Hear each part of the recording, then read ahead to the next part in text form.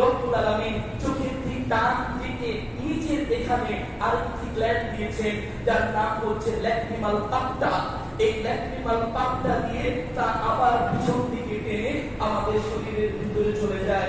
প্রয়োজন যখন হয়, আমরা যখন দুঃখে থাকি, আমরা যখন কষ্টে থাকি, আমরা যখন হাসি খুশি থাকি, আমরা যখন আবেগে থাকি, কালক্রমে মিনিট অনুযায়ী, সময় অনুযায়ী কখনো 1 ফোঁটা, কখনো 2 ফোঁটা, কখনো 5-7 ফোঁটা, কখনো ঘন্টার পর ঘন্টা আমাদের চোখ দিয়ে এই বস্তুগুলো প্রবাহিত হয়।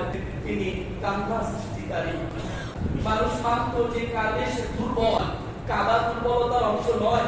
বিজ্ঞান বলেছেন কেউ যদি না কাঁদতো তার কষ্টের ভিতরে সে মরে যেত।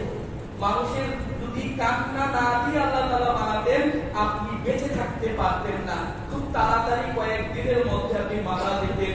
কান্নাও যেন আপনাকে জীবিত রাখতেছে। সুবহানাল্লাহ, যেমন এক নিপুণ সৃষ্টি, তাই তো তিনি ঠিকই বলেছেন তিনি হচ্ছেন এই কান্নার সৃষ্টিকারী। আল্লাহ রাব্বুল আলামিন নারীদেরকে নরম এবং কোমল করে বানিয়েছেন। আমরা এবং বোনেরা মাসের মধ্যে তুলনামূলকভাবে গবেষণা অনুযায়ী 5.3 তথা 5.3% কেটে থাকেন, যেখানে পুরুষেরা কাঁদেন এক মাসে 1.3। এটা হরমোনজনিত কারণেই হয়।